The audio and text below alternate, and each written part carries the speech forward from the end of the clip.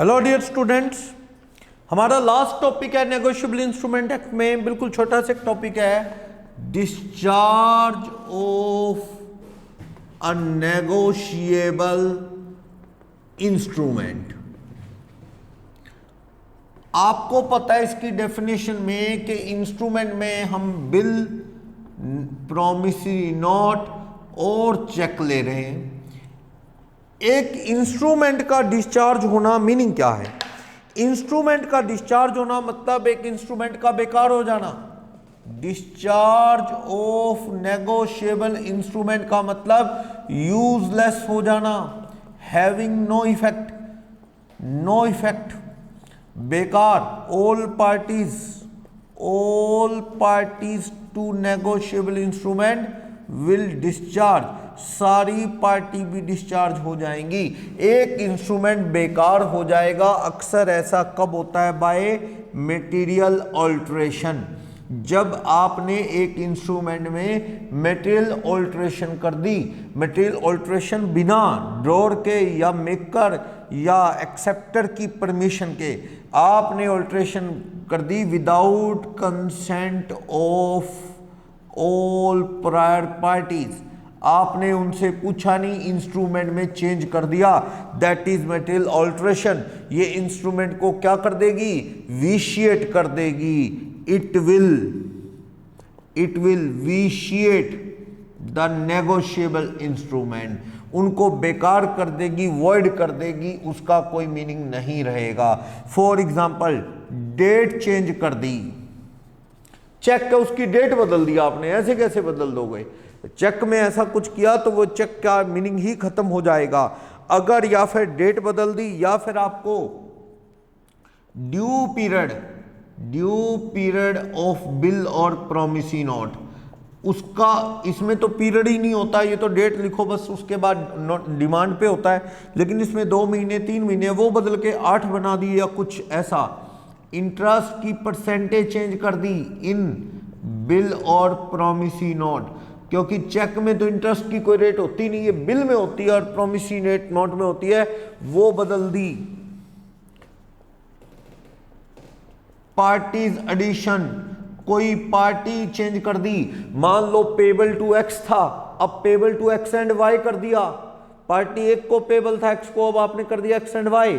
ऐसे कैसे party change कर दोगे? आपने पार्टी चेंज कर दी, डेट चेंज कर दी, आपने अमाउंट चेंज कर दिया। मेन चीज amount of bill, promissory note और चेक, आपने अमाउंट के साथ छेड़छाड़ कर दी, वो चेंज कर दिया। तो ये भी क्या है? मटेरियल ऑल्ट्रेशन है। इंस्ट्रूमेंट को क्या कर देगी? बेकार कर देगी। ऐसा कुछ भी आप नहीं कर सकते। ठीक, तो आपने कुछ भी ऐसा किया, मटेरियल ऑल्ट्रेशन किया, ये इंस्ट्रूमेंट क्या हो सकता है? बेकार। और इंस्ट्रूमेंट बेकार हो गया, नल इफेक्ट हो गया, तो सारी पार्टी अपनी लायबिलिटी से क्या हो जाएंगी? आजाद हो जाएंगी। या आपने जैसे एक चेक है, उसका main part tear of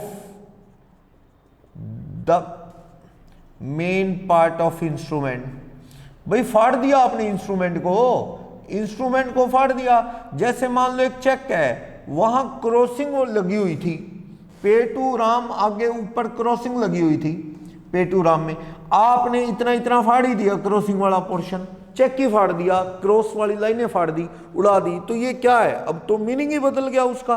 cross check की जगह वो ओपन चेक लगेगा। ये कटिंग इस तरह टेयर ऑफ करना, फाड़ना ठीक नहीं, वो चेक ही बेकार हो जाएगा।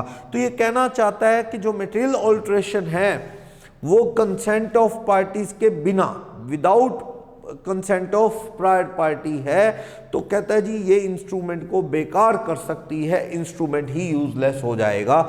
डिस्चार्ज ऑफ नेगोशिएबल इंस्ट्रूमेंट में एक बड़ी वजह मटेरियल ऑल्ट्रेशन है, बाकी तो वो है ही है।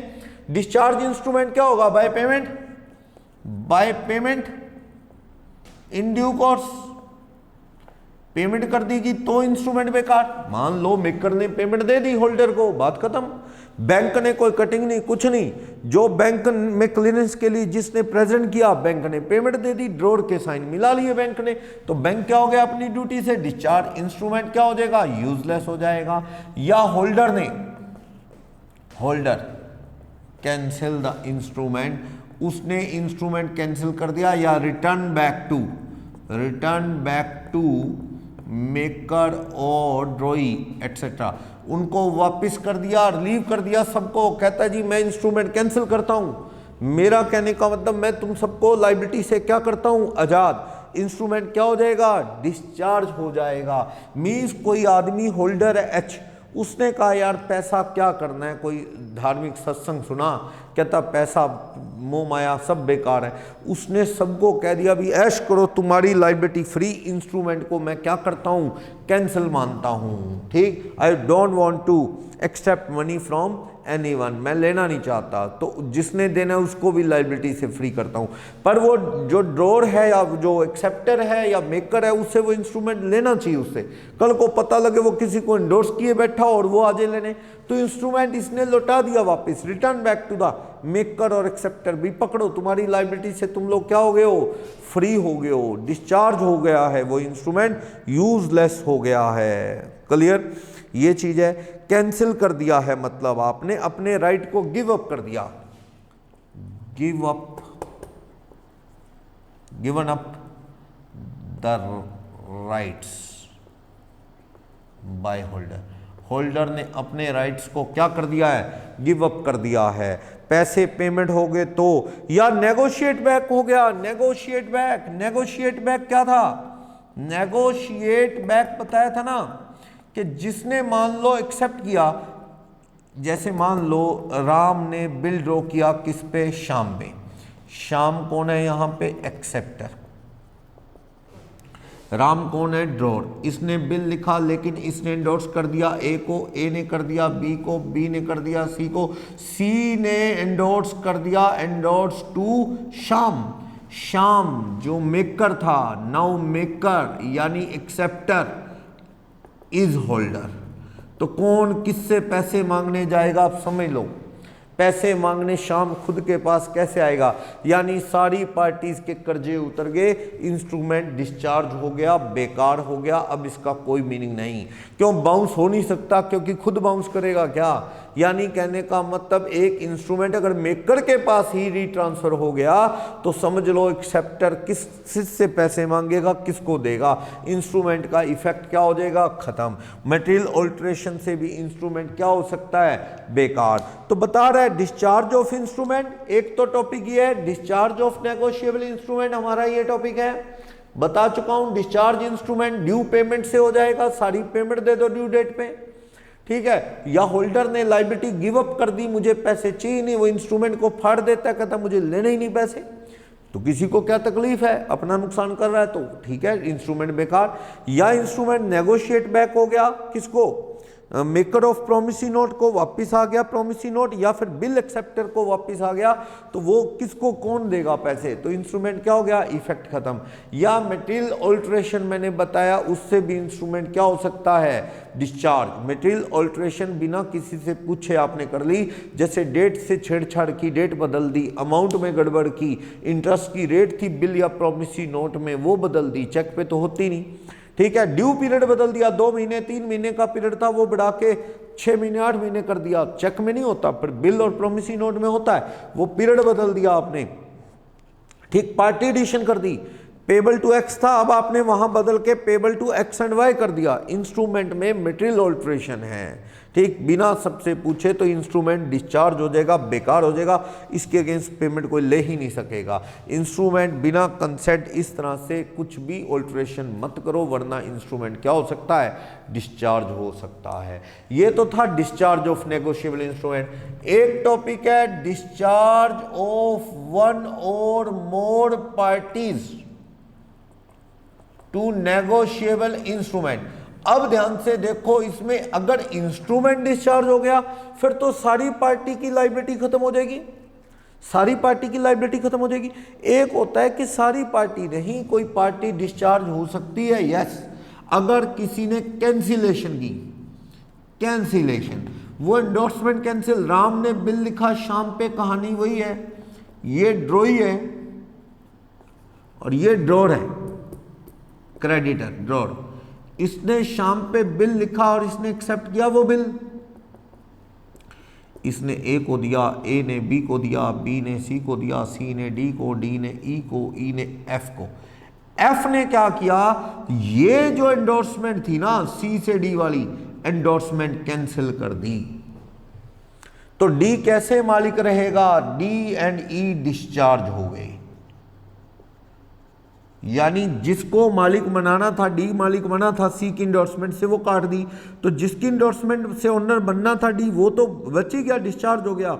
उसके बाद वाली इंटरमीडिएट पार्टी एफ से पहले ई है, तो डी और ई डिस्चार्ज हो गए इस इंस्ट्रूमेंट से। तूने काटा क्यों, एफ ने काट दिया, रिलीज कर दिया, तो डी ही नहीं ई भी डिस्चार्ज। लेकिन F can sue C B A Ram और श्याम, तुम नहीं बचोगे, तुम पे तो केस कर सकता है। जो एंडोर्समेंट काटी जिसके फेवर में आ रही थी डी, वो तो डिस्चार्ज हुआ। उसके बाद की एफ से पहले वाली इंटरमीडिएट पार्टी यानी सब्सिक्वेंट टू डी पार्टी भी क्या होगी, discharge.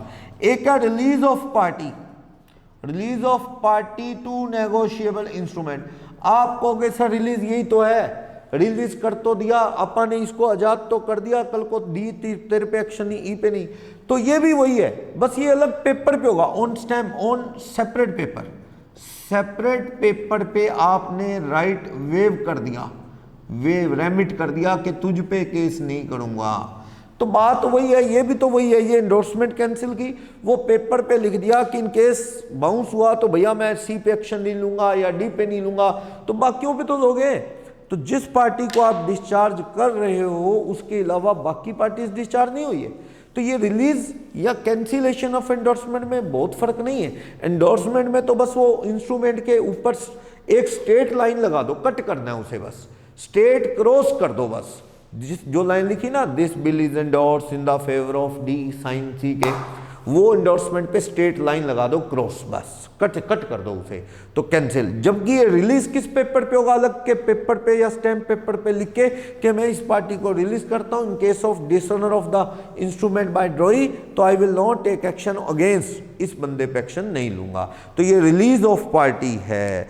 Payment in due course, अगर पेमेंट इन ड्यू कोर्स कर दी जाए नॉर्मली तो सारी पार्टी डिस्चार्ज। अगर ड्यू डेट पे एफ पैसे लेने गया शाम से और शाम ने पैसे दे दिए तो all party on payment of the instrument, on payment of negotiable instrument by primary party who is liable, primary party ने पेमेंट कर दी तो सब लोग डिस्चार्ज।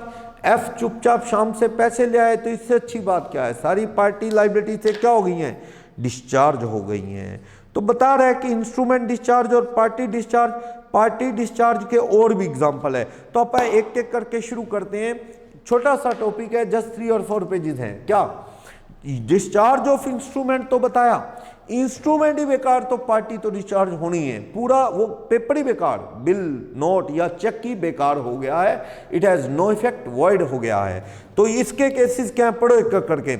इंस्ट्रूमेंट कंप्लीटली यूजलेस हो जाएगा, डिस्चार्ज हो जाएगा, तो पार्टी के राइट्स ड्यूटी क्या हो जाएंगे, बिल्कुल पूरी तरह से एक्सटिंग्विश हो जाएंगे, खत्म हो जाएंगे। कब, फर्स्ट जब पार्टी प्राइमरीली लायबल थी उसने पेमेंट दे दी, जैसे शाम ने ड्यू डेट पे पेमेंट दे दी, तो इससे अच्छा तो और कुछ है ही नहीं, पेमेंट दे दी जाए। प्रॉमिसी नोट है तो उसका मेकर, बिल है तो उसका ड्रॉई यानी एक्सेप्टर, चेक है तो उसका ड्रॉर क्या, ड्रॉर का बैंक पैसा दे दे मतलब, तो वो इंस्ट्रूमेंट का बढ़िया एंड है, इंस्ट्रूमेंट क्या हो जाएगा, discharge. Second, bill of exchange है, वो आखिर एक्सेप्टर के पास ही आ गया घूम के, एक्सेप्टर ही क्या बन गया बाय चांस घूम फिर के, प्रॉमिसी नोट है तो उसका मेकर, बिल है तो उसका एक्सेप्टर क्या बन गया, इज होल्डर। ये देखो लिखा is holder now, is holder now, वही क्या बन गया घूम के वापस शाम, एक्सेप्टर ही क्या बन गया, होल्डर। इसे बोलते हैं नेगोशिएशन बैक। तो बताया था नेगोशिएशन बैक से भी इंस्ट्रूमेंट बेकार, कोई किसी के अगेंस्ट लायबल नहीं रहेगा, शाम ने ही पेमेंट देनी, शाम ही होल्डर बन गया, तो बढ़िया, सारी बीच की पार्टी की ड्यूटी भी खत्म, इंस्ट्रूमेंट का इफेक्ट नल हो गया। Next, instrument stand discharge when primary party liable is discharge by material alteration. ये आ गया मटेरियल ऑल्ट्रेशन, छेड़छाड़ की गई है इंस्ट्रूमेंट के साथ, क्या किया गया है, डेट बदली गई है, जैसे या अमाउंट बदलने की कोशिश है, या फिर बिल और प्रोमिसरी नोट में इंटरेस्ट की रेट बदलने की कोशिश है, या बिल और प्रोमिसरी नोट में पीरियड होता है ना, चेक में तो नहीं होता 2 महीने 3 महीने, उसे बदलने की कोशिश है, पार्टी बदलने की कोशिश है। जैसे पहले पेबल टू ए था, अब payable to A and B किया गया है, बिना पूछे कैसे कर देगा कोई, ठीक। या उसको फाड़ना, जैसे बताया ना, वो ऊपर से क्रॉसिंग वाला पोर्शन फाड़ दिया चेक का, तो चेक बेकार हो जाएगा, no effect, it has no effect. तो बता रहा है अगर ऐसा कोई मटेरियल ऑल्ट्रेशन किया तो ये मटेरियल ऑल्ट्रेशन सेक्शन 87 में जाता है, और मटेरियल ऑल्ट्रेशन सेक्शन 87 के अकॉर्डिंग आपने गलत काम किया, इंस्ट्रूमेंट का विशिट कर दिया, इफेक्ट खत्म कर दिया। ओके, 4th 5th पॉइंट एक ही बात कहते हैं कि होल्डर ने क्या किया, सारी पार्टी को वेव कर दिया, गिव अप कर दिया अपना राइट, रिनाउंस कर दिया, रिटर्न में दे दिया कि मैं इसकी पेमेंट लेना नहीं चाहता। बिल था, फाड़ के जेब में रख लिया, कहता मैं लेने आऊंगा ही नहीं कभी, तो वो क्या है, इंस्ट्रूमेंट बेकार हो जाएगा, आपने अपना राइट ही गिव अप कर दिया। या ये कहो कि इंस्ट्रूमेंट इसको वापस ही लौटा दिया। जैसे मान लो कोई भी केस ले लो, एफ के पास पड़ा था, एफ ने कहा श्याम जी ये पकड़ो आपका बिल, मुझे पैसे नहीं चाहिए, आप फ्री हो, भगवान का दिया बहुत कुछ है, आप ऐश करो, मैं आपसे पैसे नहीं लेता, लौटा दिया इंस्ट्रूमेंट, तो इंस्ट्रूमेंट क्या हो गया, बेकार, डिस्चार्ज हो गया। या एंडोर्समेंट काट दी, कैंसिल सही तरीके से करना, वैसे बीच में एक एंडोर्समेंट काटने से वो इंस्ट्रूमेंट डिस्चार्ज नहीं होता, वो पार्टी डिस्चार्ज होती हैं, पार्टी डिस्चार्ज होती हैं, इंस्ट्रूमेंट डिस्चार्ज नहीं होता, मान के चलो। जो पार्टीज हैं इंडोर्समेंट कैंसिल की, उसके आगे वाली, जैसे सी से डी वाली, सी से डी को गया था वो इंडोर्समेंट कैंसिल हुई, तो सब्सिक्वेंट पार्टी ई इंटरमीडिएट एफ से पहले वाली, वो भी क्या हो जाएगी, डिस्चार्ज हो जाएगी। ओके, तो बता रहे डिस्चार्ज ऑफ 1 और मोर पार्टीज, तो ये तो इंस्ट्रूमेंट डिस्चार्ज था। अब पार्टी डिस्चार्ज, वो अगर गलत तरीके से कुछ कटिंग वटिंग की तो इंस्ट्रूमेंट खराब हो सकता है मटेरियल ऑल्ट्रेशन में, याद रखना, इंस्ट्रूमेंट यूजलेस। लेकिन पार्टी डिस्चार्ज, सारा इंस्ट्रूमेंट बेकार नहीं, कुछ पार्टी डिस्चार्ज, सब भी डिस्चार्ज हो सकती है मटेरियल ऑल्ट्रेशन से, पेमेंट दे दो सारी पार्टी भी डिस्चार्ज हो सकती है, लेकिन कुछ पार्टी डिस्चार्ज के भी केस हैं, जैसे एंडोर्समेंट कैंसिल कर देना, इसमें एफ ने, होल्डर ने सी से डी की एंडोर्समेंट पे क्रॉस लगा दी स्ट्रेट लाइन, तो डी मालिक नहीं रहा, एंडोर्समेंट कैंसिल, तो आप कल को बाउंस हुआ डी पे और उसकी सब्सिक्वेंट पार्टी ई पे एक्शन नहीं ले पाओगे। लेकिन जो एंडोर्समेंट काटी उससे पहले की पार्टी डी मालिक नहीं रहा, लेकिन सी, बी, ए, राम और श्याम, इन सब पे एक्शन ले सकते हो। रिलीज ऑफ पार्टी, एक आपको जी इसमें फर्क क्या, कोई फर्क नहीं, वो तो इंस्ट्रूमेंट के ऊपर ही एंडोर्समेंट कैंसिल कर दिया आपने, ये इंस्ट्रूमेंट के ऊपर एंडोर्समेंट कैंसिल नहीं किया आपने।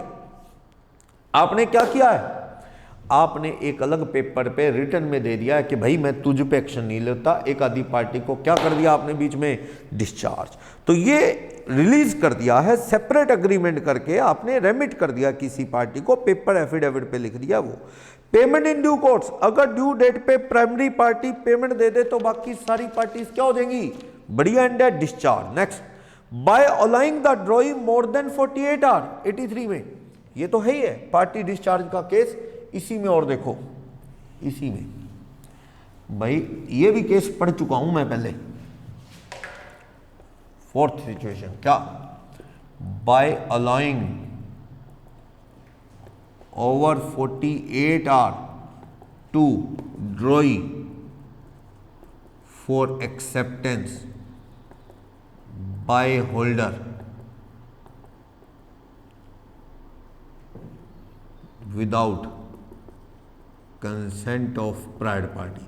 प्रायर पार्टी कहते हैं तूने टाइम क्यों दिया, ये कब पॉसिबल है ये वाली situation, in case bill is in circulation, bill circulation में है विदाउट एक्सेप्टेंस, वो सिचुएशन है। एक्सेप्टेंस के बिना ही बिल कहां चल रहा है, सर्कुलेशन में। जैसे राम ने श्याम पे बिल लिखा पर श्याम से एक्सेप्ट ही नहीं करवाया, राम ड्रॉड है बिल का, उसने ऐसी बिल उठा के ए को, ए ने बी को, बी ने सी को, सी ने डी को। अब डी क्या करता है, एक्सेप्टेंस के लिए शाम को कहता भाई साहब एक्सेप्ट करो, तो उसे 48 घंटे से ज्यादा नहीं देना, इसने कहा चलो 5 दिन में सोच लो, कोई बात नहीं। 48 आवर्स से ज्यादा टाइम मांग रहा है सोचने के लिए श्याम, एक्सेप्ट करने के लिए। तो डी को क्या चाहिए था होल्डर को, पिछले वालों से बात कर लेता, जी मैंने ऐसे प्रेजेंट किया एक्सेप्टेंस के लिए शाम को, शाम डिमांड कर रहा है 5 दिन के लिए टाइम दो एक्सेप्टेंस के लिए। इन्होंने कहा नहीं देना, तो डिस और नॉट टू एक्सेप्ट मान लो और अभी एक्शन लो पैसे ना देने का। मतलब कौन एक्शन लेगा, ड्रॉर, क्योंकि बिना एक्सेप्टेंस के इनके पास तो राइट नहीं, ये तो पिछले पिछले पिछले पे केस करेंगे, लेकिन असली केस तो ड्रॉर करेगा पैसे ना देने का। तो अगर इसने पीछे वालों से नहीं पूछा, तर्स करके सिंपैथी से शाम को कहता है सोच ले, 20 दिन सोच ले, और 48 आवर्स से ज्यादा सोचने का टाइम दिया, पीछे वालों से पूछा नहीं, तो पीछे वाले सारे डिस्चार्ज। अब वो पिछली पार्टी डी को कहती है पैसा लेना ना देना तू अपने आप शाम से निबड़, हमें मत बता तूने टाइम क्यों दिया, कल को बाउंस हो गया हमारे पास मत आना, शाम पे ही केस करना कोर्ट में। शाम तो प्राइमरी पार्टी है, लायबल रहेगी। Okay next, non presentment of cheque, ये सेक्शन 84 पहले भी पढ़ा है। बैंक फेल होने से पहले पहले आपको क्या करना है, चेक को प्रेजेंट कर देना है। वैसे तो नो डाउट 3 महीने का टाइम होता है, आपको पता है स्टेल नहीं होता, उसकी चेक की वैलिडिटी जो डेट कोट है उससे कितने महीने होती है, 3। लेकिन ऐसा है देर ना करो, जल्दी करो, कहीं बैंक पहली फेल हो जाए। मान लो, सुनो, राम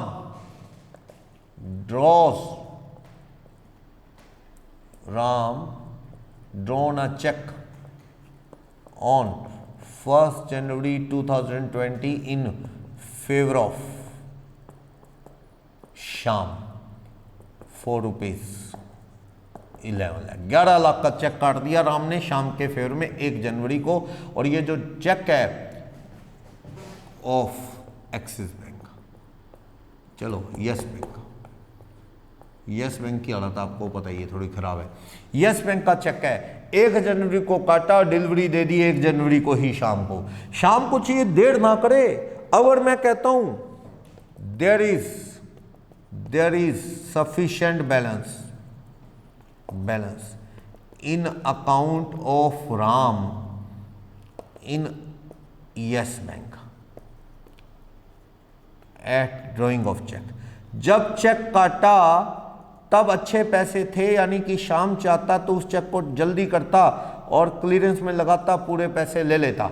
पर यहां पे शाम सोचता रहा, कहता अभी तो 3 महीने खर्च हो जाएंगे पैसे, यही करता रहा। और जबकि उस वक्त 11 लाख को ऑनर करने के लिए यस बैंक में राम का अच्छा पैसा पड़ा है, लेकिन शाम प्रेजेंटेड 83-84 सेक्शन इसके रिगार्डिंग डिटेल 84, तो Shyam presented the check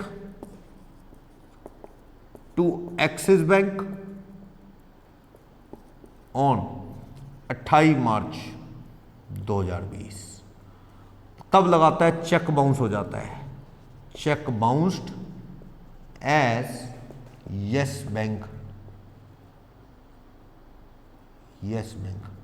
failed unable to pay amount. Yes Bank fail हो गया, बेचारा राम कहता है मैं क्या करूं भाई साहब, आप ही बहुत लेट हो गए, मेरे तो पैसे पड़े थे, मैंने तो निकाले नहीं, सबूत दे रहा है, पता कर लो कि मेरे पैसे यस बैंक में कितने पड़े हैं जब बैंक फेल हुआ, अच्छे पैसे पड़े थे, मैं क्या करूं, बैंक फेल हो गया।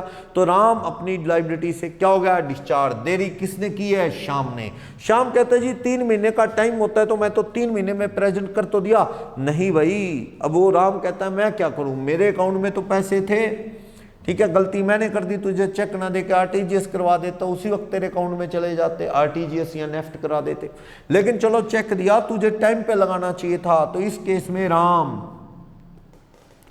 Is discharge from liability to pay Shyam. शाम को पैसा देने की लायबिलिटी, जितने पैसे बैंक में पड़े वहां तक डिस्चार्ज। लेकिन यहां पे Shyam can claim amount as creditor from Yes bank.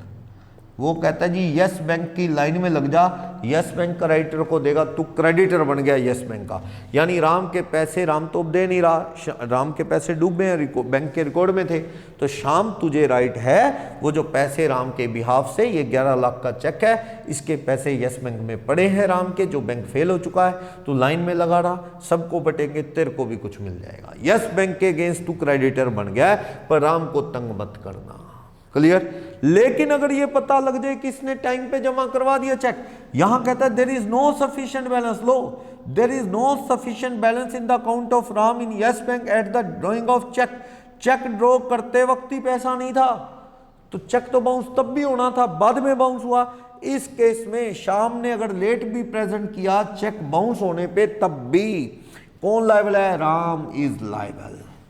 अब Ram is liable, Ram is liable, क्योंकि ये प्रूव हो गया।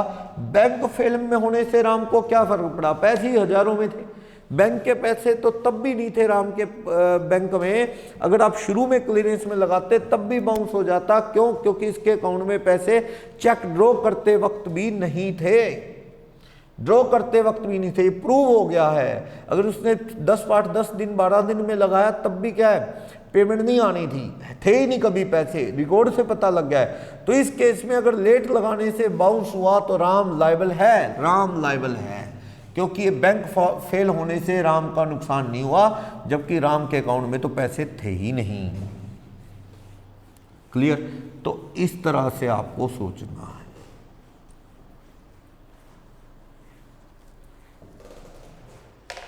चलो, नॉन प्रेजेंटमेंट ऑफ चेक ये बता दिया था, दोनों सिचुएशन है। बी केस में कह रहा है चेक आगरा के, चेक एट आगरा काटा कोलकाता बैंक में, बैंक फेल हो गया, चेक कुड बी अगर कहता है bank fail before the cheque could be presented in ordinary course, मतलब ऑर्डिनरी कोर्स में जैसे आपने चेक लगाया फिर बैंक फेल, मान लो बंदे ने 10वें दिन चेक लगा दिया फिर बैंक फेल हो जाए, तो ड्रॉर लायबल है वो, वो जो पेई है वो कहता है मैं क्या करूं, 10 दिन तो हुए अभी चेक मिले, बहुत लेट तो नहीं हुआ, बैंक इतनी जल्दी फेल हो गया, मैं क्या करूं। सही कह रहा है, पेई पैसे लेने का हकदार है।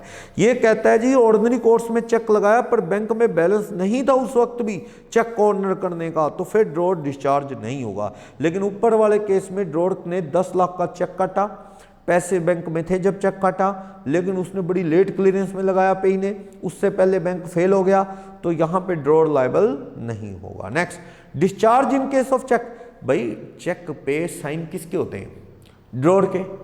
बैंक किसके साइन मैच करता है, ड्रॉर के। अगर ड्रॉर के साइन सही है, मैच है, कोई कटिंग नहीं, कुछ नहीं, मतलब सब कुछ सही है, तो बैंक ने अगर और ड्यू कोर्स में पेमेंट दे दी without having any fault by bank, तो ड्रॉई बैंक अपनी लायबिलिटी से डिस्चार्ज होता है ना, ड्रॉई बैंक अपनी लायबिलिटी से क्या हो जाएगा, डिस्चार्ज।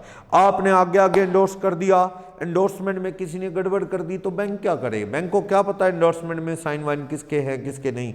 बैंक ने देखा ड्रॉर के साइन मैच करते हैं, पेमेंट दे दी, तो बैंक अपनी लायबिलिटी से क्या हो गया है, डिस्चार्ज हो गया, रिलीव हो गया है, चाहे एंडोर्समेंट में कुछ भी हुआ हो। ऐसी बैंक ड्राफ्ट है, बैंक ड्राफ्ट तो खाते में ही जाता है, काउंटर पे कैश नहीं होता, एक बैंक का दूसरे बैंक को ऑर्डर होता है पैसे देने का। ये आगे आगे एंडोर्स हुआ, एंडोर्सी लेके आया, बैंक ने एंडोर्सी के अकाउंट में पैसे डाल दिए, तो बैंक डिस्चार्ज, बैंक की पार्ट पे कोई गलती नहीं है। Next, party is not consented bye qualified acceptance, जैसे आपने एक्सेप्टेंस के लिए बिल भेजा, जैसे मान लो ये वाला सिचुएशन ही ले लो, ये वाला राम ड्रॉर ने बिल लिखा शाम पे, और ये केस क्या है, सर्कुलेशन में बिना एक्सेप्टेंस, राम से ए से बी, बी से सी, सी से डी, और ये 2 महीने का बिल लिखा गया है इस पे 2 मंथ्स का।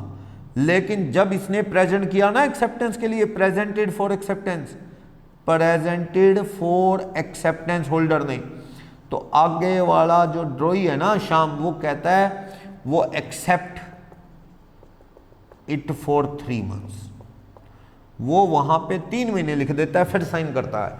और डी कहता है चलो 3 महीने भी कौन सा दूर है, 2 क्या 3 क्या आ जाएंगे। तूने टाइम चेंज ये एक्सेप्ट कर लिया, अभी 2 की जगह 3 महीने, पीछे वालों से पूछा नहीं, कल को बाउंस हो गया ना तो पीछे वालों के पास कंप्लेंट करने मत जाना कि शाम दे नहीं रहा। भाई तुम ऐसे कैसे टाइम बढ़ा के एक्सेप्ट कर सकते हो, दैट इज क्वालिफाइड एक्सेप्टेंस।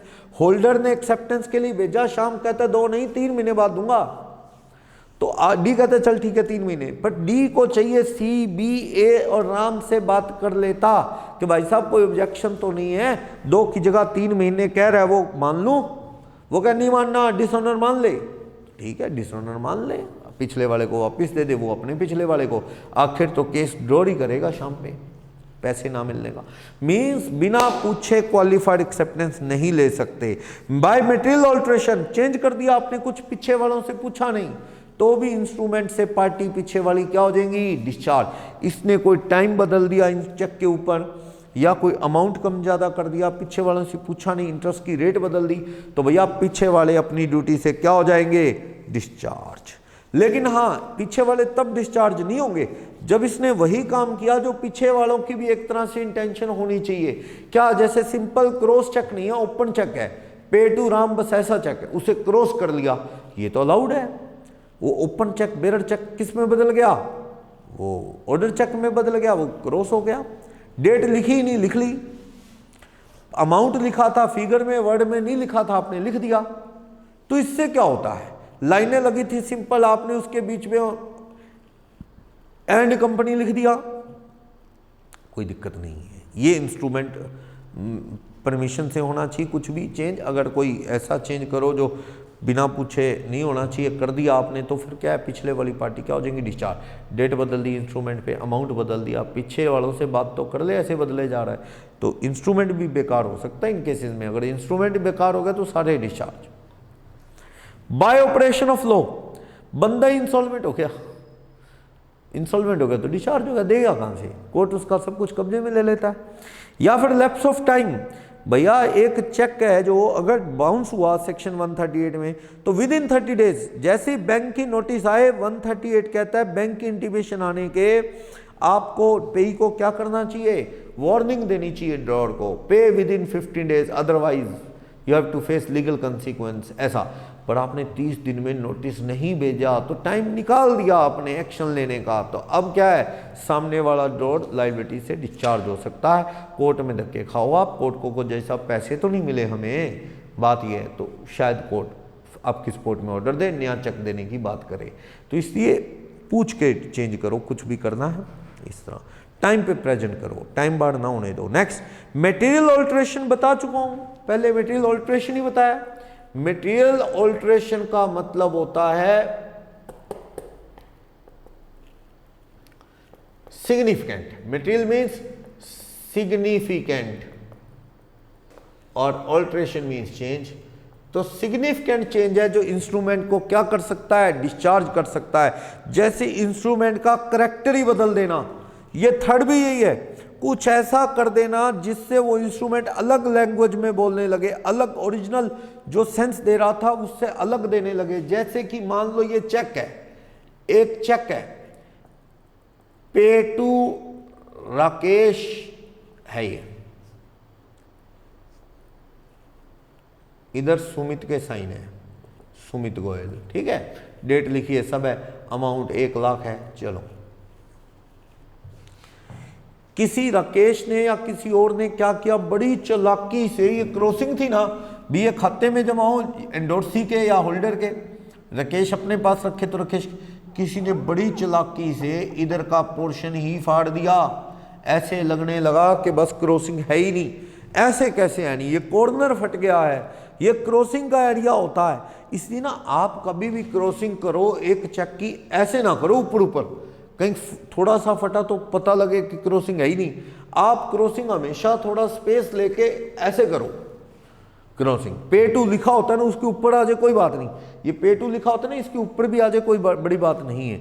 तो वो क्रॉसिंग थोड़ा स्पेस लेके करो ताकि कोई फाड़ दे, इतना चेक फाड़ेगा, लो इतना चेक फाड़ेगा तो बैंक को शक होगा, बैंक पे ही नहीं करेगा, इंस्ट्रूमेंट ही बेकार हो जाएगा।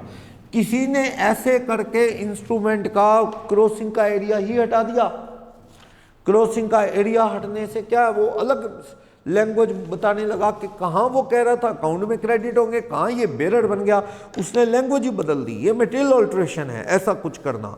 या मिडिल में एंडोर्समेंट कैंसिल करना, कटिंग कुटिंग करना, पार्टीज बदल देना, ऐसा है। पहले पेबल टू एक्स है, आप कटिंग कुटिंग करके एक्स एंड वाई कर दो, ऐसे कैसे कर दोगे? ड्रॉअर का राइट है यार, एक्सेप्टर आपको अलाउ करेगा, कोई बीच का होल्डर ऐसे बदल लेगा। पेबल टू एक्स है, उसकी जगह payable to X and Y कर रहे हो, आप गलत कर रहे हो, पार्टीज बदल रहे हो, राइट एंड लायबिलिटी चेंज हो गए। पहले लेने का राइट एक आदमी को था, अब 2 को राइट हो गया पैसा लेने का, गलत बात है ये। ऐसा कुछ भी करना, एंडोर्समेंट भी कटिंग करोगे तो वो जो जिसकी कटिंग की वो और उसके आगे वाली भी क्या हो सकती हैं, डिस्चार्ज हो जाएंगी। तो ये मटेरियल ऑल्ट्रेशन है। अगर ऐसा कुछ करोगे तो इंस्ट्रूमेंट विशिएट हो सकता है। हालांकि इंडोर्समेंट में तो नहीं होता, वो आगे की पार्टी जो है उनका राइट खत्म होता है, जो कैंसिल की है प्रायर पार्टी का राइट बना रहता है, ठीक है। लेकिन आप इंस्ट्रूमेंट के अंदर पार्टी के राइट लाइबिलिटी बदल दो, नाम बदल दो, एक ही जगह आप उसका नाम या राम की जगह रमेश कर दो, राम एंड कंपनी की जगह रमेश एंड कंपनी, ये तो बहुत बड़ी एरर है, ऑल्ट्रेशन है, पार्टी बदल गई है तो ना, ऐसा कुछ करोगे तो मटेरियल ऑल्ट्रेशन है। नीचे कह रहा है मटेरियल ऑल्ट्रेशन नेगोशिएबल इंस्ट्रूमेंट को क्या कर देगी, वॉइड, इंस्ट्रूमेंट डिस्चार्ज हो जाएगा, बेकार हो जाएगा, और सारी प्रायर पार्टी भी आजाद, बिना पूछे बिना सबसे पूछे ऐसा कुछ करना देना। वो काट दिया, टाइम बदल दिया, बताया था ना, डेट बदल दी, 2 महीने के 3 महीने कर दिए, पार्टी 2 की जगह 3 कर दी, क्रॉसिंग उड़ा दी, वो मीनिंग कुछ और सेंस और आने लगी उसकी। ऐसा कुछ भी मटेरियल ऑल्ट्रेशन किया तो पार्टीज पीछे की डिस्चार्ज हो जाएंगी, तुम बिना पूछे जो भी करोगे। किसी को ऑल्टर्ड इंस्ट्रूमेंट दिया अपने, बदला हुआ इंस्ट्रूमेंट, तो उसने लिया ही बदला हुआ है तो वो थोड़ी डिस्चार्ज होगा, वो नहीं कह सकता भी ये बदला है। अगर बदला हुआ ही इंस्ट्रूमेंट दिया और उसने लिया है तो वो पार्टी उस इंस्ट्रूमेंट को कह नहीं सकती कि मैं इसको नहीं मानता, अगर मैंने चेंज किया हुआ ही इंस्ट्रूमेंट दिया है और आपने एक्सेप्ट किया है, ठीक है। ये है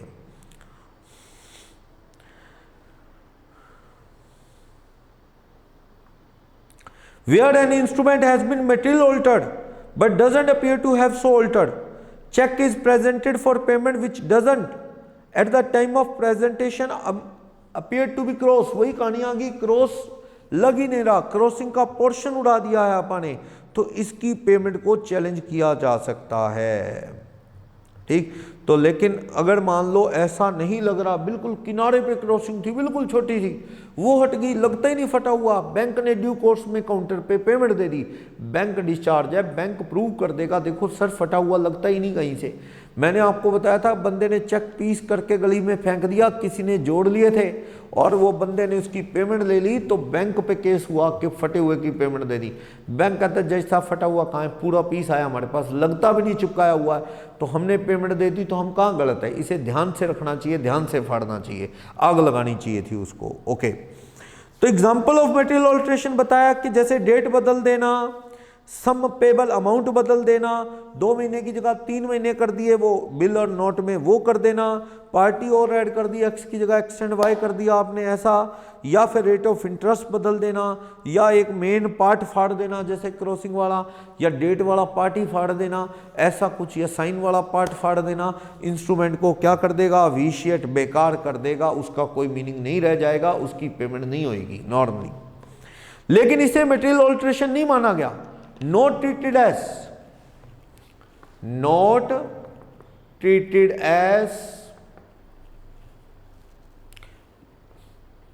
materially altered, यानी अलाउड है,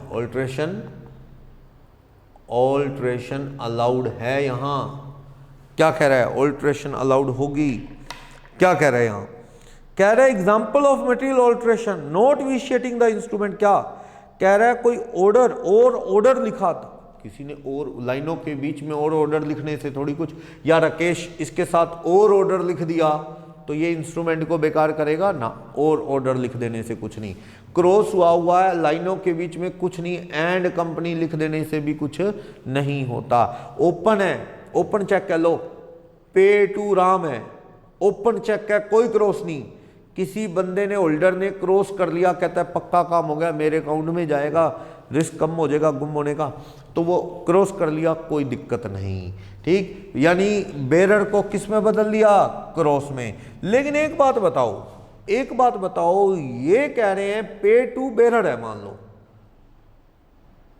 पे टू बेरर, राम ने साइन किया है, 1 लाख का ये चेक है, पे टू बेरर, अगर क्रॉस कर दूंगा तो मीनिंगलेस हो जाएगा, बेकार, पेमेंट होनी नहीं, बेरर को क्रॉस कैसे कर दूं। लेकिन मान लो पे टू बेरर को काटा, किसी ने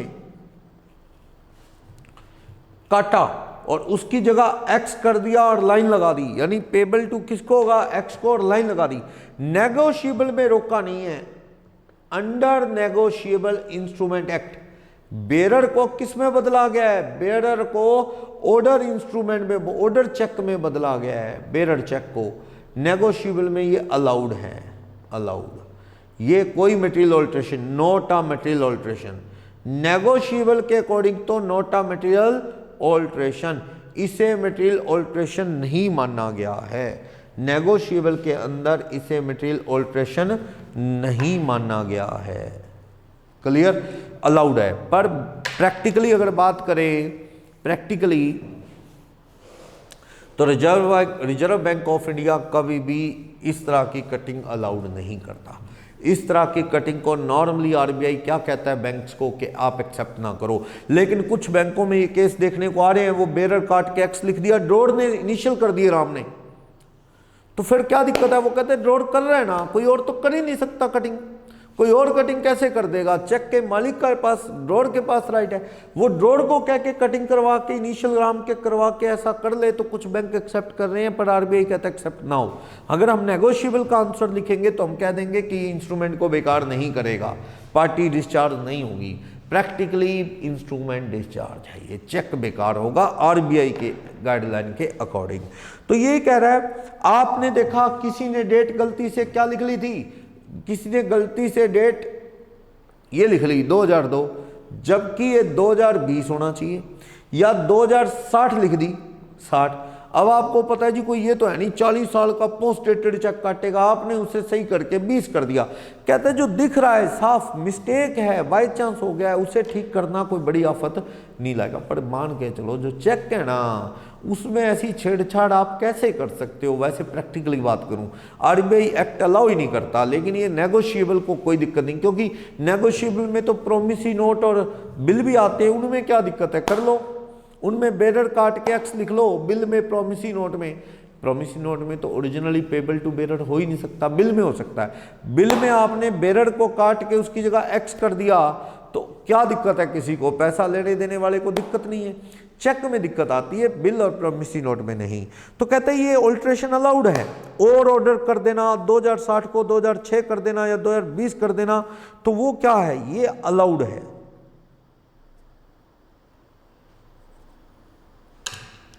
alteration made before the instrument issued, instrument किसी को दिया ही नहीं तो ऑल्ट्रेशन कौन कर रहा है? जिसको राइट है बिल, नोट या चेक ड्रॉ करने का।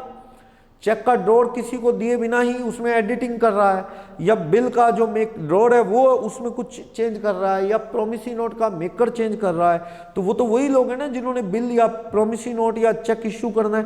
तो क्या दिक्कत है? वो करें अगर ऑल्ट्रेशन तो अलाउड है by law. Okay, instrument valid रहेगा।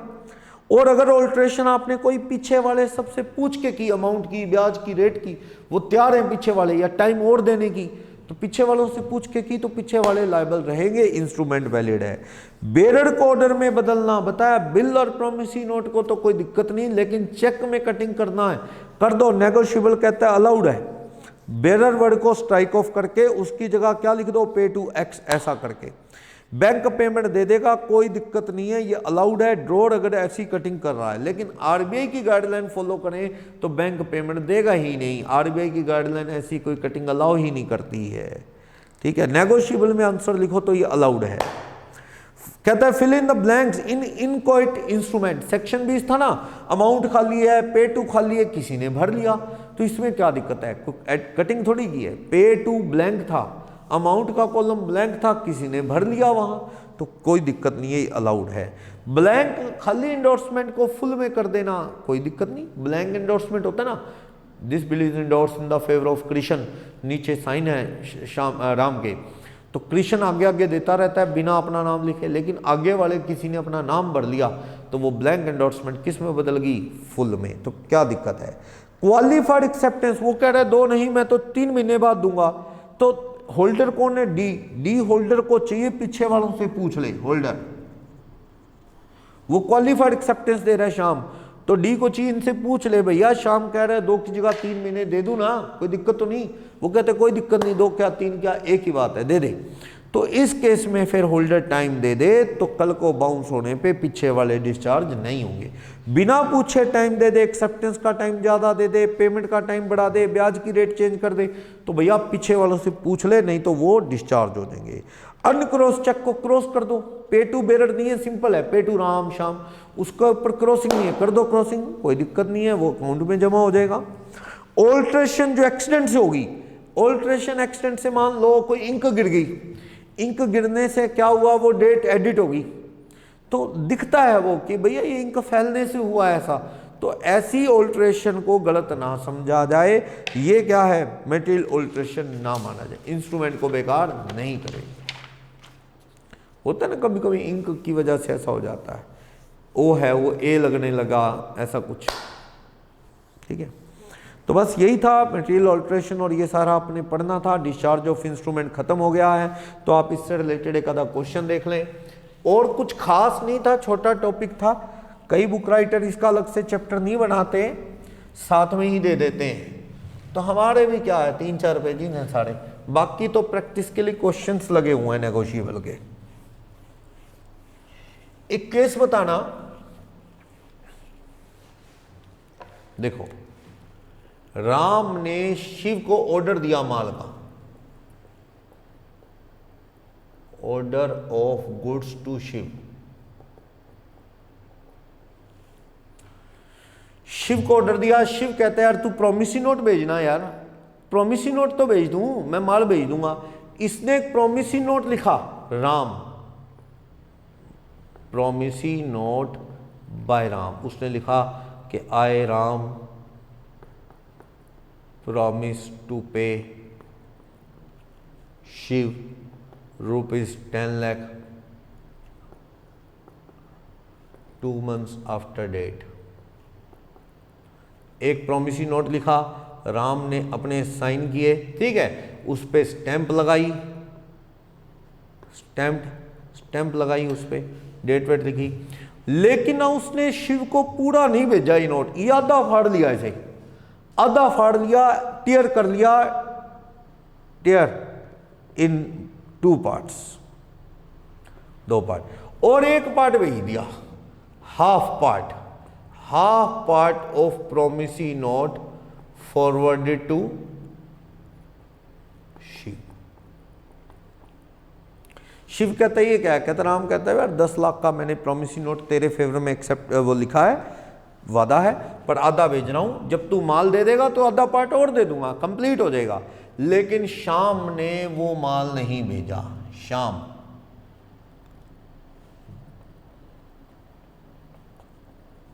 सप्लाई गुड्स, वो गुड्स की सप्लाई नहीं करता, शिव गुड्स की सप्लाई नहीं करता, लेकिन शिव राम को कह रहा है जी आधे पार्ट का मतलब पूरा पार्ट, केस करता है कोर्ट में, शिव कोर्ट में केस करता है राम पे कि राम तू आधा पार्ट और भेज, तूने आधा भेज दिया है, जज साहब देखो आधा देना मतलब पार्ट डिलीवरी मतलब होल डिलीवरी। जज कहता है ये नेगोशिएबल इंस्ट्रूमेंट है, सेल ऑफ गुड्स एक्ट नहीं है कि part delivery means whole delivery, ये नेगोशिएबल है। तो कोर्ट ने कहा कि राम ने इससे वादा किया था कि तुझे दूसरा पार्ट भेज दूंगा, तू माल भेज दे, इसने माल नहीं भेजा या कोई डिस्प्यूट हो गया, आधा पार्ट इसने भेजा था, दूसरा नहीं देता, तो राम को कोर्ट ने राम को अलाउ कर दिया, Ram can't be compelled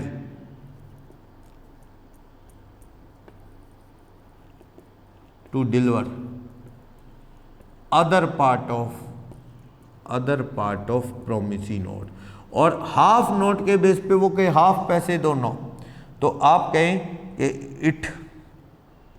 it is to be considered that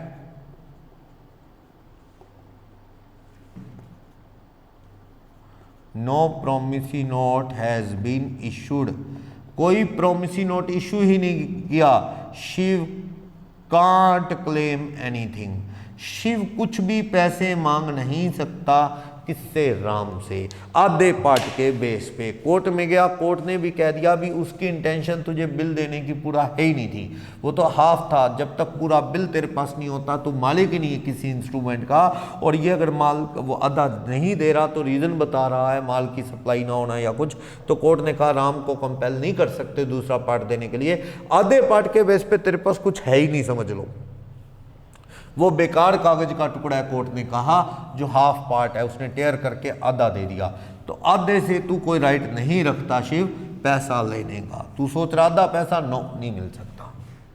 clear? Ram की इंटेंशन ही नहीं है तुझे प्रॉमिसरी नोट देने की। मतलब नेक्स्ट क्वेश्चन नंबर 1, एक ए ने इश्यू किया bearer cheque for 10,000 in favour of B. ये देखो पे टू बी, बी के फेवर में कितने रुपए का है? 10,000 रुपए। ठीक, ए ने साइन किए, ए के साइन है।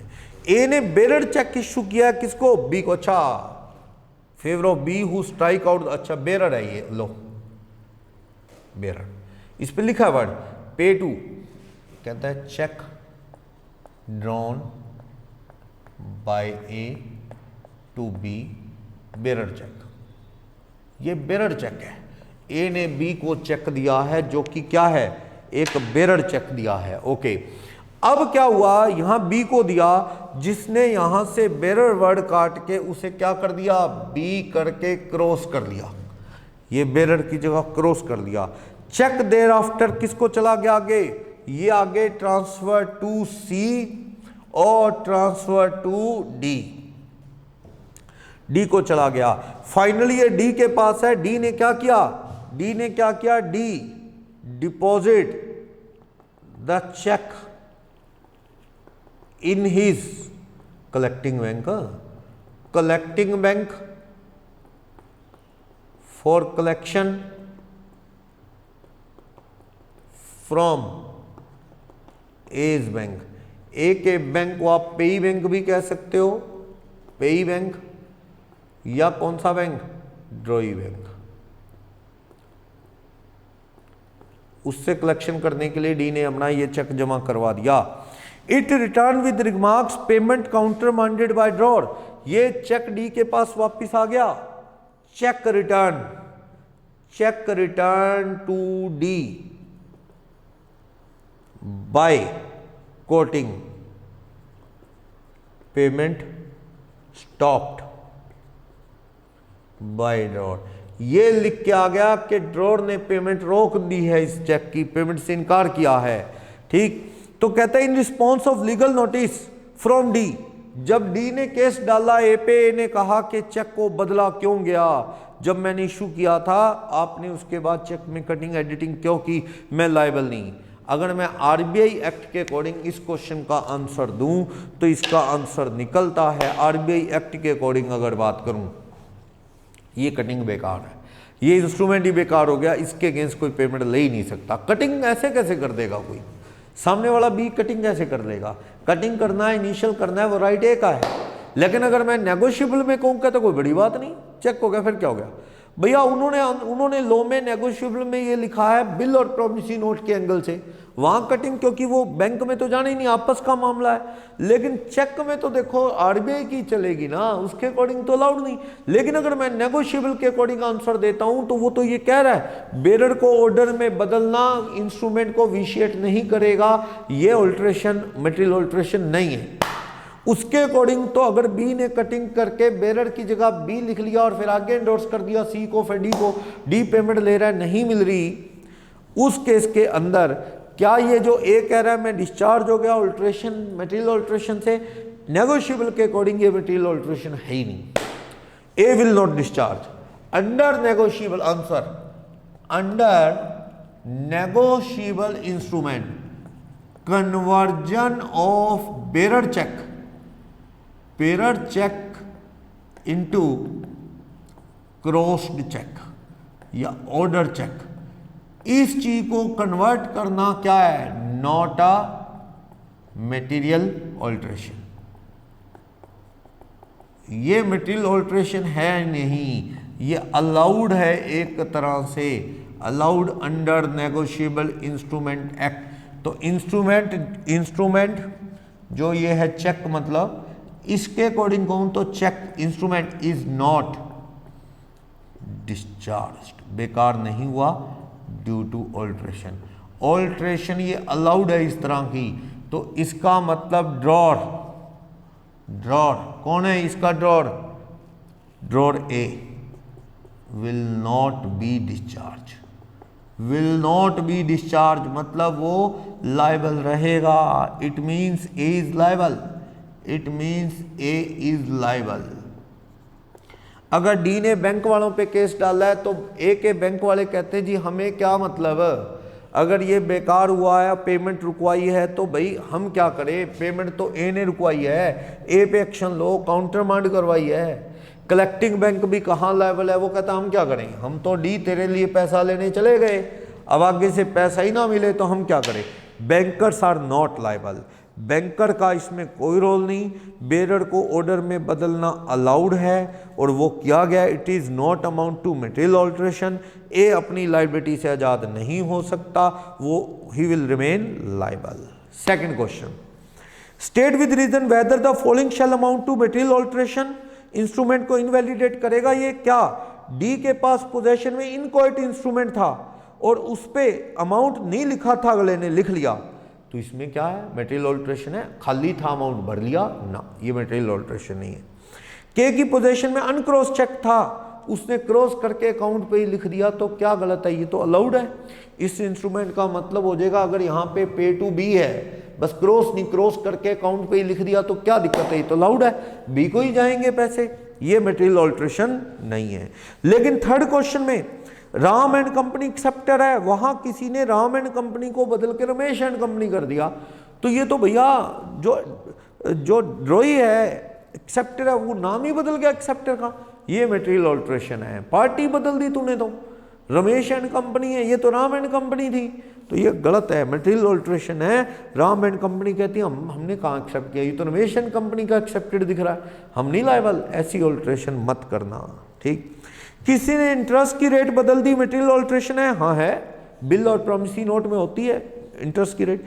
किसी ने पेबल एट, आगरा था, पेबल एट क्या कर दिया, उसे कुछ और जगह कर दी, राजा मंडी, दयालबाग, ऐसा, यानी पेबल एट दिल्ली की जगह पेबल एट जयपुर कर दो, तो ये भी क्या है, ऑल्ट्रेशन है। इंस्ट्रूमेंट का पेबल जो एड्रेस था वो बदल देना, ये मटेरियल ऑल्ट्रेशन है। फिफ्थ, ए ने चेक काटा कितने का, 12 लाख का, 25 मई 2020 को, और उसके पास सफिशिएंट पैसे भी थे, लेकिन आपने चेक काटा 25 अगस्त को, सामने वाला आराम से जा रहा है लगभग 2.5 महीने बाद, 15 अगस्त 20 को जा रहा है, प्रेजेंट कर रहा है पेमेंट के लिए, 2.5 महीने बाद इस बीच बैंक फेल हो गया। अगर ड्रॉर प्रूव कर दे कि मेरे अकाउंट में चेक काटा तब पैसे थे और बैंक बाद में फेल हुआ और ये बंदा चुप करके बैठा रहा, सेक्शन 84 कहता है कि भाई ड्रॉर लायबल नहीं, और इस पेई को तू बैंक पे केस लड़, जो हमारे पैसे पड़े हैं, बैंक फेल हो गया, पैसे ब्लॉक हो गए, तू ले सकता है, you are creditor of the bank, creditor से लेने का राइट है तेरा, तू क्रेडिटर से मांग। डी, यहां भी क्या है, डी ने बिल एक्सेप्ट किया जो लंदन में ड्रॉ किया था, एंडोर्सी ने उसे क्या कर दिया, ऑल्टर करके लंदन की जगह आगरा कर दिया। भैया ये प्लेस पेबल एट लंदन की जगह पेबल एट कटिंग करके आगरा कर देना, तो ये मटेरियल ऑल्ट्रेशन है और सामने वाली पार्टी अपनी लायबिलिटी से डिस्चार्ज मान ली जाएगी। जो एक्सेप्टर है, ड्रॉर है, वो कह देंगे भैया हमसे पूछे बिना ऐसे कैसे पेबल बदलो, हमसे पूछ लेते, हम सारे हाँ कर देते, तब तुम कर लेते थे, तब तो ठीक था, बिना पूछे ये ऑल्ट्रेशन मटेरियल ऑल्ट्रेशन है, इंस्ट्रूमेंट ही बेकार हो जाएगा। नेक्स्ट, और 7th में और ऑर्डर वर्ड लगा दिया, टू बी था, इसके साथ पे टू बी और ऑर्डर, तो कोई गलत नहीं है, it will not amount to material alteration. Holder of bearer cheque ने इसे किस में बदल दिया, अकाउंट पे ही चेक में, तो ऐसा है bearer check convert it into account पे ही।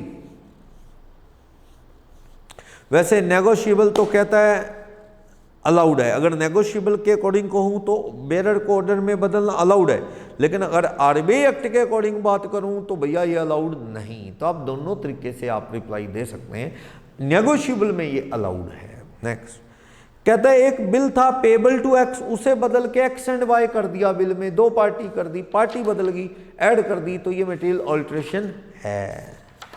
तो काफी सारे क्वेश्चन है वो पढ़ लेंगे एमसीक्यू। इसके बाद कुछ एक्स्ट्रा क्वेश्चन और हैं आईसीआई के, वो क्वेश्चन यहां पे है। क्वेश्चन नंबर 1, एक बिल एक्सेप्ट किया विदाउट कंसीड, ये हो चुका है, ए ने बिल गिफ्ट में दिया एक्स को, एक्स ने आगे कंसीडरेशन में दिया पी को, तो पी तो ऑलरेडी इन ड्यू कोर्स है, वो तो किससे ले पाएगा, पिछले वाले दोनों से। लेकिन एक्स अपने पास ही रखता, गिफ्ट में आया, अकोमोडेशन में आया, तो एक्स उसको पैसे लेने का राइट नहीं रख सकता था क्योंकि वो अकोमोडेशन है। पर आगे इंडोर्स हो जाए होल्डर इन ड्यू कोर्स को तो वो बिल वैलिड है, होल्डर इन ड्यू कोर्स पैसे लेके रहेगा।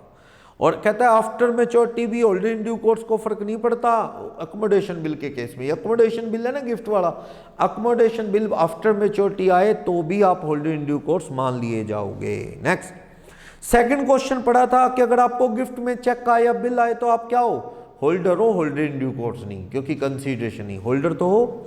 कहता है ए को पे को चेक आया, जो कोर्ट ने रोका कि आदमी चेक की पेमेंट नहीं ले सकता, तो you will not be treated as holder, आपको होल्डर नहीं माना जाएगा। कहता है एक चेक मिला रोड पे गिरा हुआ, तो जिसका गिरा है वही होल्डर है, फाइंडर होल्डर नहीं माना जाता, बाकी पेमेंट ले उड़ेगा वो एक अलग बात है। बी एजेंट है सी का, ठीक है, उसको कहा गया था एंडोर्समेंट सी ने की नहीं, भी कहा कि वहां रख दे वहां रख दे, उसने फॉर्जरी करके एंडोर्समेंट अपने नाम कर ली ना, वो होल्डर नहीं बनता क्योंकि उसकी फेवर में किसी ने वो इंस्ट्रूमेंट को एंडोर्स किया ही नहीं था, उसने तो धोखे से एंडोर्समेंट अपने फेवर में कर ली, तो वो होल्डर नहीं है। स्टील कर लिया, चुरा लिया किसी ने, फॉर्जरी करके साइन मार के मालिक बन बैठा, तो वो भी ओनर नहीं बन सकता, होल्डर नहीं है। ठीक, ये थर्ड क्वेश्चन भी कर चुके हैं। ए ने बी को बनाया फ्रॉड, ये देखो ये इंपॉर्टेंट क्वेश्चन है, ये पहले भी हुआ है, स्टार्टिंग के अंदर आया था जब नेगोशिएबल हम शुरू कर रहे थे, स्टार्टिंग के अंदर ये क्वेश्चन, इस तरह का क्वेश्चन हमने पढ़ा था, इस तरह की सिचुएशन। मैं सारी सिचुएशन बताता हूं आपको क्या है। ए ने बी को तैयार कर लिया चेक काटने के लिए, A induced B, question number 3, A induced B to draw check in favor of C। कहते उसे मना लिया धोखे से, जैसे A ने चेक दिया पे टू B, चेक कितने का है लिखा नहीं, मान लो ये 1000 रुपए का चेक है, मान लो चेक है, और ये नीचे ए के साइन है, तो ये किसके फेवर में, सी ने। बी ने कहा कि तू सी के फेवर में चेक दे दे, ए को धोखे से जैसे भी मनाया, तैयार किया, ए ने ऐसे ही किया, सी के फेवर में चेक दे दिया, बी को पकड़ा दिया। बी ने क्या कर दिया, by forgery B endorses the cheque in his own name, endorsee बन बैठा, उसने लिखा this bill is endorse in favour of B, नीचे सी के झूठे साइन करके, सी तो उनको तो पता भी नहीं, भी सी को जानता होगा ये, तो ही तो सी के फेवर में इसने एक्सेप्ट किया ही नहीं। सी को अच्छा आदमी होगा, माल का होलसेलर होगा, कुछ ऐसे, तो ए ने बी, अच्छा बी है, एक्सेप्टेड बाय बी है क्या, ओके, हाँ, बाय फॉर्जरी, ए का कमाल है ये। क्या हुआ, ए ने बी को धोखे से तैयार कर लिया कि तू सी के फेवर में चेक काट दे, बी से साइन करवा लिए, सी को वो जानता होगा, इसको कह दिया होगा कि तेरे को माल भिजवाएगा ये वो, ठीक है, तेरा फायदा करेगा, झूठ झाड़ बोल के चेक कटवा लिया ए ने, किससे, बी से सी के फेवर में। अब क्या किया, मालिक तो सी है, सी को तो पता ही नहीं मेरे फेवर में चेक कट गया, ए के पास चेक है, ए ने क्या किया, धोखे से अपन मालिक बन बैठा, उसने सी के झूठे साइन मारे और खुद ए मालिक बन बैठा उस चेक का, एंडोर्समेंट करके अपने नाम फॉर्जरी से साइन कर लिए। ओके, तो ये सी के साइन करके ये मालिक बन बैठा, और इसने A deposits the cheque to collecting bank for collection from B's bank, drawee bank collect कर लो, और bank E's bank collects the payment, उन्होंने पेमेंट कलेक्ट कर ली। यहां एक बात बताओ, क्या बी के चेक को ये फॉर्जरी पता लगेगी? प्रैक्टिकली सोचो, ये फॉर्जरी क्या बी के बैंक को पता लगेगी? बी के बैंक के पास किसके साइन है आप बताओ? बी के बैंक के पास तो साइन बी के है ना, वो सही है, वो तो बी ने किए हैं। एंडोर्समेंट में फॉर्जरी है, सी के झूठे साइन मार के ए मालिक बन बैठा। अब ए के बैंक को भी क्या पता कि ये सी के झूठे साइन से मालिक बना ए, उसको तो पता ये बंदा ए है और इसके फेवर में ये एंडोर्समेंट हुई है, तो वो कलेक्शन करने चला गया, बी के बैंक से पैसे लेके ए के खाते में डाल दिए। इस केस में ये पूछ रहा है पेमेंट निकल गई। अब बी जो है ड्रोर, उसे पता लगी कहानी, वो तीनों के बैंकों पे केस डालना चाहता है, ए बी और सी के, कि मेरे पैसे निकलवाने में तुम्हारा रोल है। क्या बैंक्स लायबल हैं? बैंक लायबल है। क्या बी का बैंक लायबल है? बी का बैंक कहता है जी एक बात बताओ, हमारे पास साइन किसके हैं? बी के। बी के साइन मैच कर लिया हमने। अब सी के नाम है, सी ने झूठी इंडोर्समेंट की, किसके फेवर में? ए के फेवर में। ए ने पेमेंट ले ली, हमें क्या पता सर, इंडोर्समेंट के साइन मैच करने का कोई जरिया नहीं है हमारे पास। तो वो बिल्कुल सही कह रहे हैं, वो बिल्कुल सही कह रहे हैं। तो बी का बैंक यानी ड्रोई बैंक लायबल नहीं। ए का बैंक कलेक्ट करके लाया, वो कहता है हमें क्या पता, ए के फेवर में और ए का अकाउंट है हमारे पास, हमें क्या पता सी कौन है, सी के झूठे साइन है, हमें क्या पता। तो वो भी बच गया। सी के बैंक का तो कहीं रोल ही नहीं, सी को तो पता ही नहीं क्या हो रहा है क्या नहीं। फिर अगला क्वेश्चन पूछ रहा है, यानी सी का बैंक कभी लायबल नहीं हो सकता। यहाँ ए और बी के बैंक बच गए, उनको पता ही नहीं, जरिया ही नहीं है। क्या सी कोई फिक्टिशियस पे ही है? कहाँ पे ही फिक्टिशियस है? वो है, ये बी उसको जानता होगा ना, तो ही तो ए ने कहा कि सी के फेवर में चेक दे दे। ए ने ये नहीं कहा मेरे फेवर में दे दो, उसे पता है मेरे को नहीं मिलेगा। सी कोई बंदा नोन होगा जो सामान समून देता होगा या कोई फेमस आदमी होगा, तो इसने सी के फेवर में चेक काट दिया बी ने, तो सी फिक्टिशियस नहीं हो सकता। फिक्टिशियस होता तो एक अनजान के नाम कभी चेक ये बी काटता ही ना, फिक्टिशियस नहीं है। अगर फिक्टिशियस होता तो क्या होता? तो कोई फर्क इसमें ना पड़ता। अगर उसने किसी के फेवर में काटा है तो बस वो क्या है, एक तरह से वो चेक बेकार ही पड़ा रहता, वो ले ही ना पाता, बस कोई बंदा ही ना होता। लेकिन यहाँ तो एंडोर्समेंट कर दी झूठे साइन मार के, जो बंदा एग्जिस्ट नहीं करता उसके भी, तो फिर बैंकों की कोई गलती नहीं है, रूल सेम रहेगा, रिजल्ट सेम रहेगा। बैंक इन केसेस में लायबल नहीं है। सी का बैंक तो कभी भी लायबल नहीं है, क्योंकि उसका तो कहीं रोल भी नहीं है। फोर्थ क्वेश्चन शेयर होल्डर का। शेयर होल्डर ने कंपनी के अकाउंट से चेक देके माल वाल खरीदा मॉल से, और कल को वो चेक बाउंस हो गया, तो क्या वो शेयर होल्डर कंपनी की तरफ से ऑथराइज आदमी कोई ऑफिसर इंचार्ज होता है? सेक्शन आप पढ़ते हो 141 में, officer in charge, director, manager, secretary, जो रिस्पॉन्सिबल है conduct of business of the company के लिए, वो लोग लायबल होते हैं। 141 सेक्शन में पढ़ा था। तो ये promoter share holder officer in charge नहीं होते, इस वजह से 138 का एक्शन इन लोगों पे नहीं हो सकता, कंपनी पे नहीं हो सकता। चलो, ये फिफ्थ भी वही है, बेरर था, बेरर को काट के क्रॉस कर दिया तो नेगोशिएबल में ये अलाउड है। देखो बार बार लिखा है, ये मटेरियल ऑल्ट्रेशन है, बेरर को कटिंग करके उसकी जगह क्या है, नाम लिख दिया और क्रॉस कर दिया, आगे आगे डी को चला गया, तो लिखा है ये मटेरियल ऑल्ट्रेशन है। हालांकि ये नेगोशिएबल एक्ट में ऑथराइज्ड है, वैलिड रहेगा। नेगोशिएबल के अकॉर्डिंग बात करूं तो नेगोशिएबल नहीं रोकता, लेकिन आगे लिखा है प्रैक्टिकली ऐसी सिचुएशन आरबीआई के अकॉर्डिंग पॉसिबल नहीं, ऐसी कटिंग बेरर काट के नाम लिखना। आरबीआई के लॉ के अकॉर्डिंग बात करूं तो ये इंस्ट्रूमेंट बेकार हो गया है, लेकिन नेगोशिएबल के अकॉर्डिंग तो ये अलाउड है। नेगोशिएबल कहता है हमारे अकॉर्डिंग तो ये अलाउड होगा, पर बात वही है, दो एक्ट अलग अलग बातें करें तो उसका इंटरप्रिटेशन करो तो बात यही सामने आएगी कि आरबीआई मेन बॉडी है चेक के ऊपर रूल बनाने की, तो वो बेकार ही होगा अगर मैं प्रैक्टिकली बताऊं। पर आपको फिलहाल नेगोशिएबल पढ़ रहे हो, उसके अकॉर्डिंग कहना है कि ये ऑल्ट्रेशन अलाउड है, ये मटेरियल ऑल्ट्रेशन नहीं, चेक बेकार नहीं होगा, वैलिड होगा, ड्रॉर क्या रहेगा, लायबल रहेगा। ए का ये कहना कैसे कटिंग कर दी इन्होंने, इसलिए मैं लायबल नहीं, तो ए को कहो तू लायबल है, ये मटेरियल ऑल्ट्रेशन अलाउड है as per law, negotiable act, ये चीज है। ये देखो एक बंदा एक्सेप्ट कर रहा है बिल ऑफ एक्सचेंज, क्या लिख रहा है, कहता है मैं एक्सेप्ट कर रहा हूं, पेमेंट दूंगा, लेकिन अगर ये आया हुआ माल बिक गया तो ये कंडीशनल एक्सेप्टेंस है। अगर बिना एक्सेप्टेंस के आगे आगे बिल चल रहा था, होल्डर ने इसे मान लिया कि जब बिक जाए तब दे देना, पीछे वालों से पूछा नहीं तो पीछे वाले सारी अपनी लायबिलिटी से क्या हो जाएंगे, डिस्चार्ज। होल्डर को ऐसी कंडीशनल एक्सेप्टेंस एक्सेप्ट करने से पहले पीछे वाली प्राइवेट पार्टी से पूछ लेना चाहिए, वरना वो लायबल नहीं, कल को बाउंस हुआ तो। ओके, तो कह रहा है ओरल एक्सेप्टेंस अलाउड है क्या नेगोशिएबल में, ना, साइन करके डेट डाल के ऐसे। Acceptance bye mayor signature, writing the word accepted जरूरी है क्या, ना, एक्सेप्टेड वर्ड लिख। अब मान लो किसी का फॉर्म अटेस्ट करना है एक्सीए ने, वो स्टैंप लगा के साइन कर दे, क्या ऊपर अटेस्टेड वर्ड लिखना जरूरी है, ना, जरूरी नहीं है।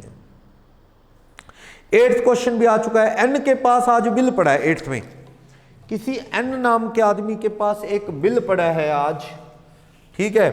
कहता है ये made payable to P or order था, ये ओरिजिनली कोई बिल था, bill payable to P or order था, एक्चुअल में ये bill P payable to P to order. P ने किसको एंडोर्स कर दिया, एंडोर्स टू क्यू, क्यू ने endorse to R, 4th endorse to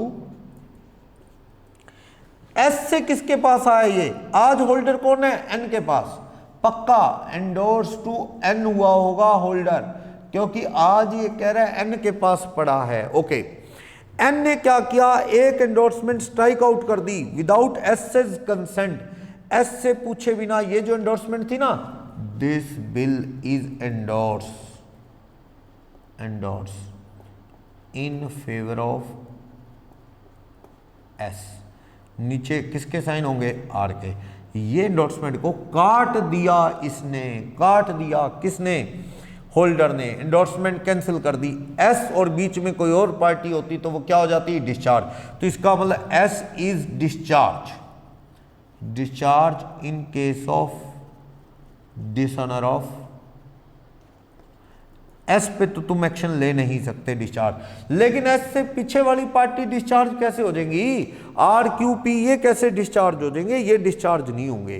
तो एन ने एस से पूछे बिना, अच्छा कौन सी इंडोर्समेंट काटी इसने, इसने endorsement by Q and R, अच्छा इसने ये नहीं काटी, इसने ये इंडोर्समेंट काटी,